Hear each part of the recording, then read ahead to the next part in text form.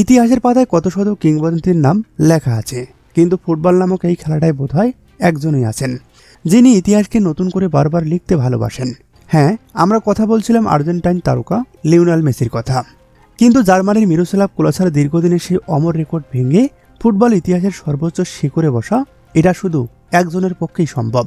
চলতি 2026 ফুটবল বিশ্বকাপে ক্লোসাকে পিছনে ফেলে মেসি এখন বিশ্বকাপ ইতিহাসের এককভাবে সর্বকালের সর্বোচ্চ গোলদাতা। একটু পেছনের গল্পে ফেরা যাক। 2022 কাতার বিশ্বকাপ যখন শেষ হলো, মেসির নামের পাশে তখন শোভা পাচ্ছিল 13টি বিশ্বকাপ গোল। অনেকেই ভেবেছিল সময়টা হয়তো এখানেই শেষ। 36 বছরের খরা কাটিয়ে আর্জেন্টিনাকে বিশ্ব সেরা করে মেসি বুঝি এবার থামবেন।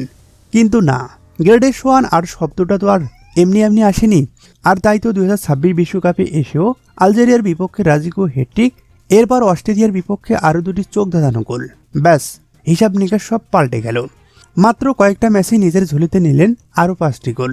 আর এরই সাথে কাতার বিশ্বকাপের 13 গোল আজ রূপ নিয়েছে রূপকথার 18টি গোলে।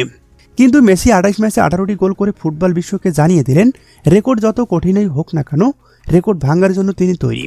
তবে গল্পটা এখানেই শেষ নয়। মেসির ঘাড়ে কিন্তু নিঃশ্বাস ফেলছেন ফ্রান্সের এমবাপ্পে। তাই বিশ্বকাপের এই লড়াই আগামী দিনে আরও কতটা জমজমাট হবে তার সময় বলে দিবে। তো দর্শক, 18টি গোল করে বিশ্বকাপের সর্বকালের সেরা গোলদাতা হওয়া এই রেকর্ডটি কি ভবিষ্যতে কেউ ভাঙতে পারবে? কিলিয়ান এমবাপ্পে কি পারবে মেসিকে ছাড়িয়ে যেতে? জানিয়ে দিন আপনার মতামত।